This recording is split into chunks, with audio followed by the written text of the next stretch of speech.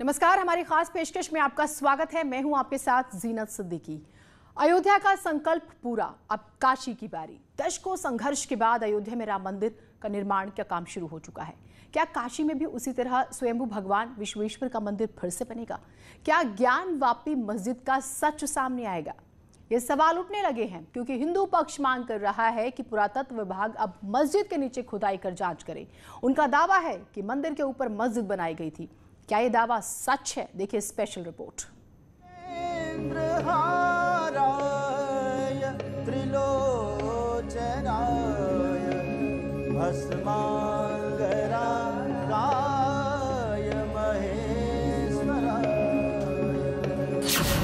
शिव की शांत काशी में नई हलचल।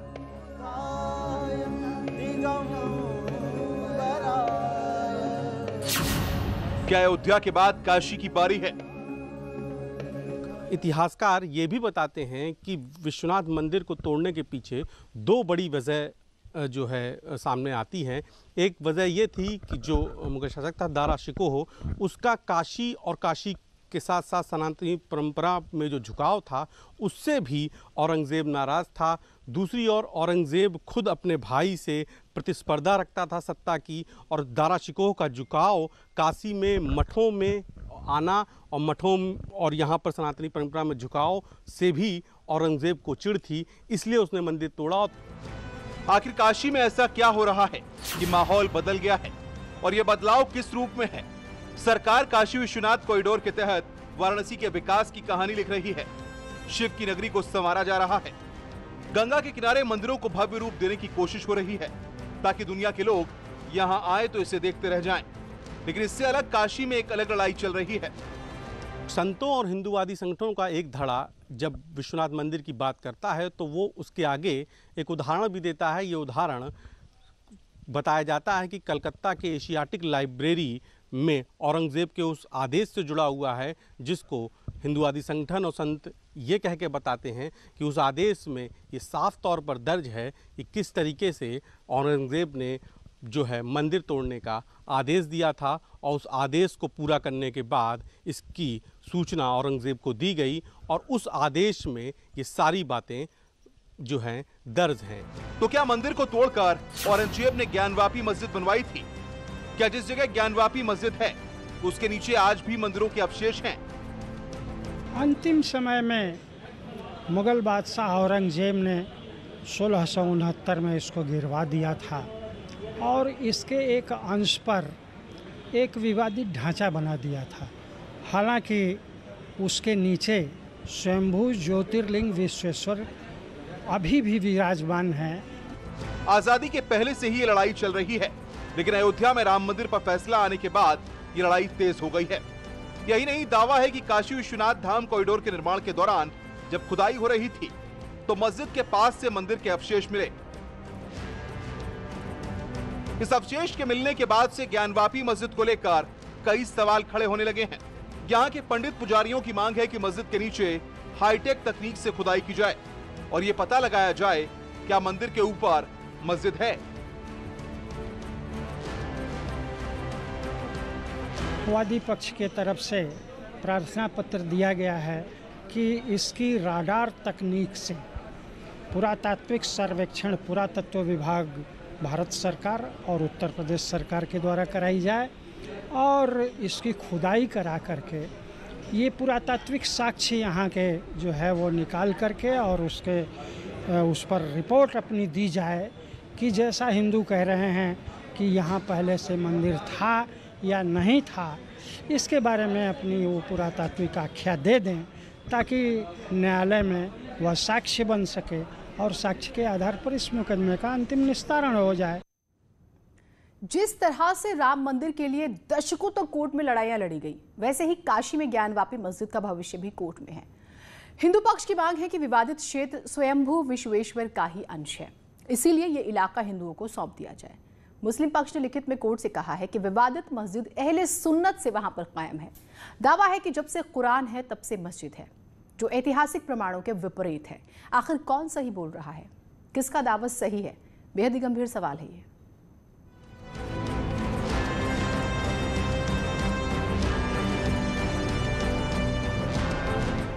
ये है ज्ञानवापी मस्जिद।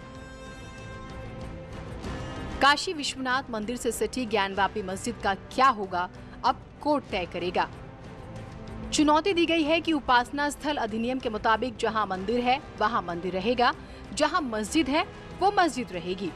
यह अधिनियम अयोध्या को छोड़कर काशी और मथुरा पर भी लागू होता है। मस्जिद पक्ष चाहता है कि आजादी के बाद से जो स्थिति है वही बनी रहे। हमारी तरफ संयुक्त मुकदमा कुछ लोगों ने कायम किया था 1991 में।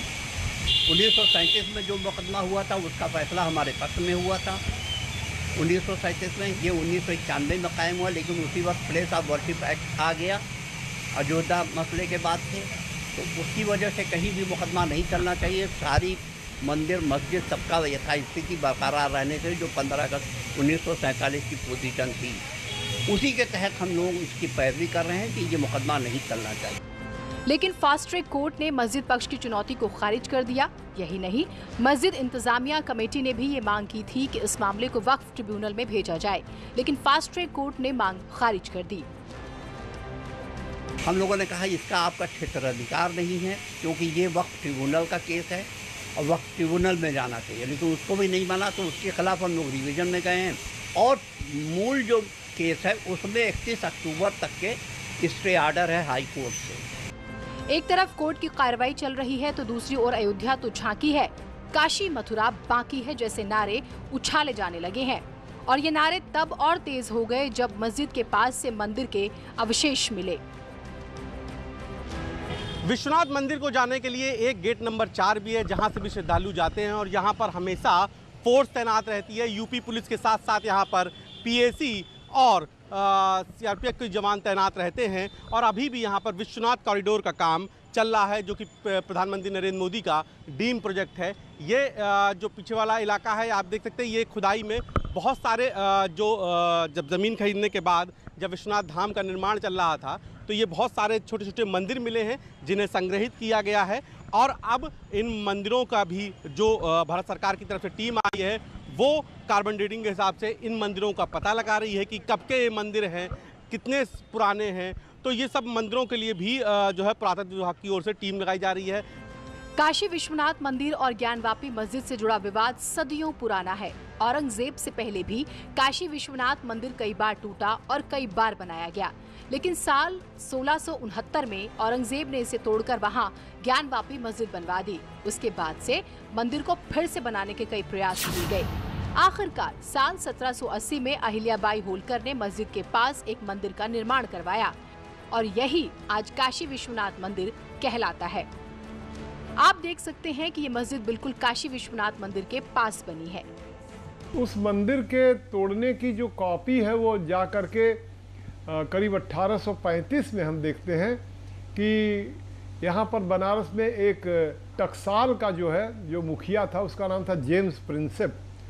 उसने 1835 में उस समय का मैप बनाया है, और उसमें ज्ञानवापी मस्जिद का पूरा जो मंदिर है उसका पूरा मैप बनाया है, जो आज भी उपलब्ध है। तो उससे एकदम साफ दिखाई देता है कि किस तरह से यह विश्वनाथ मंदिर जो है यहाँ पर तोड़ा गया। आज भी जो ज्ञानवापी का जो स्ट्रक्चर है, जो बताता है कि ये स्ट्रक्चर पहले का मंदिर था, क्योंकि पूरा का पूरा जैसे लगता है किसी मंदिर को ऊपर से ध्वस्त करके उसके ऊपर गुंबद बैठा दिया गया हो। ये वही नक्शा है जिसे जेम्स प्रिंस ने 1835 में तैयार किया था। इसमें ज्ञानवापी मस्जिद को दिखाया गया। ऐसा लग रहा है जैसे मंदिर के ऊपर मस्जिद का गुंबद बना दिया गया है। मस्जिद जिस ढांचे पर खड़ी है वो मंदिर का है। इतिहासकार ये भी बताते हैं कि विश्वनाथ मंदिर को तोड़ने के पीछे दो बड़ी वजह जो है सामने आती हैं।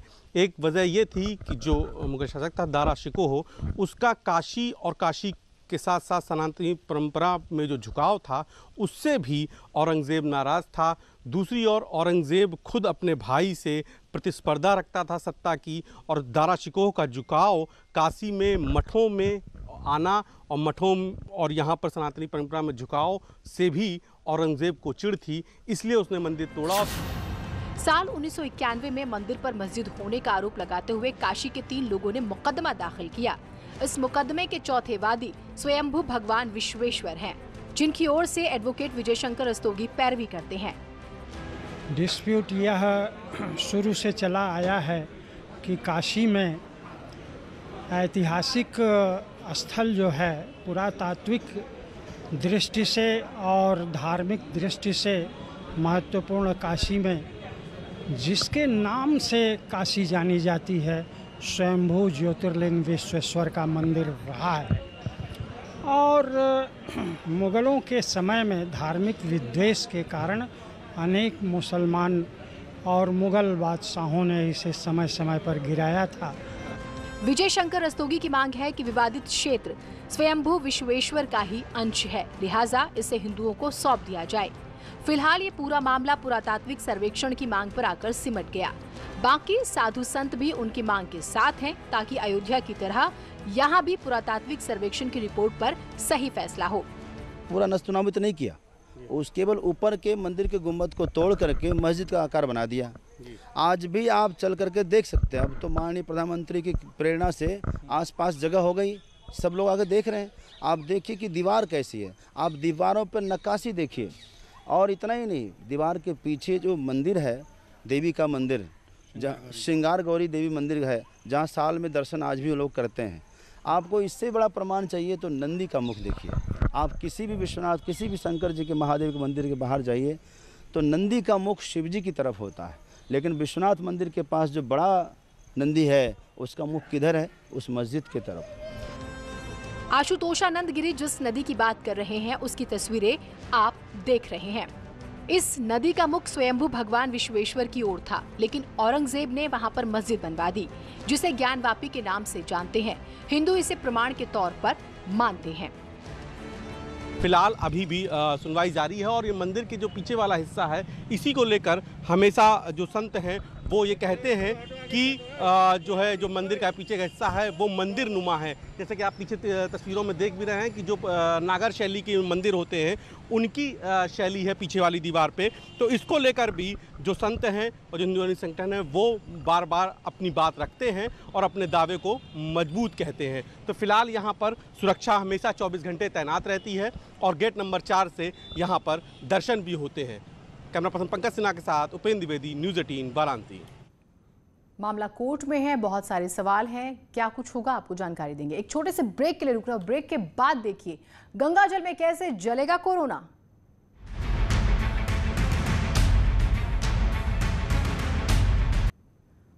कोरोना की महामारी से पूरी दुनिया परेशान है। कई देश कोरोना की वैक्सीन के लिए रिसर्च में लगे हुए हैं और इसी बीच शिव की नगरी काशी से ऐसी खबर आई है जो राहत देने वाली है।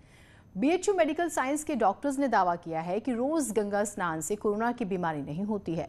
यही नहीं, इंस्टीट्यूट गंगा जल से सैनिटाइजर बनाने पर भी काम कर रहा है।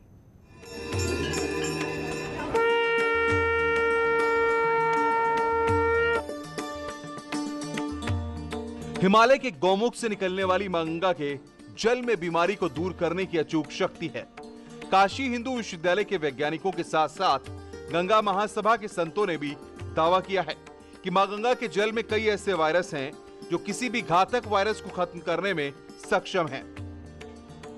मां गंगा ब्रह्मद्रमा है और धर्म सम्राट करपात्री जी कहते थे, औषधि जाह्नवी त्वयं वैद्यो नारायण हरि, कि मां जाह्नवी का जो जल है वह औषधि है। दुनिया के कई देशों के वैज्ञानिकों ने इस पर शोध किए। शोधों में बैक्टीरियोफाज की चर्चा, तो बैक्टीरियोफाज कोई नई चीज़ नहीं है, पूरे दुनिया के कई प्रकार की नदियों में पाई जाती है। हाँ, अलग इस मामले में है कि जो हिमालय से गंगा जी उतरती हैं, इनकी तीनों धारा भागीरथी, अलकनंदा और मंदाकिनी, इन तीनों धाराओं में T4 बैक्टीरियोफाज नाम का एक वायरस पाया जाता है। ये बैक्टीरिया नहीं है, वायरस है, और इसमें आत्मशुद्धि अर्थात स्वयं चीजों को ठीक करने का गुण है। गंगा महासभा के महामंत्री ने कहा है कि इस पर शोध करने की बात तो होती है, लेकिन बाद में शोध ठंडे बस्ते में चला जाता है।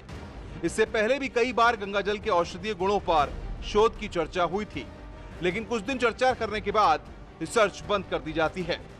गंगा महासभा ने सरकार से मांग की है कि गंगा जल की शक्तियों को परखने के लिए सरकार को पहल करनी चाहिए, क्योंकि कोरोना जैसी महामारी को खत्म करने के लिए गंगाजल के बैक्टीरियाफेज T4 बैक्टीरिया किसी भी घातक वायरस को मारने में सक्षम है।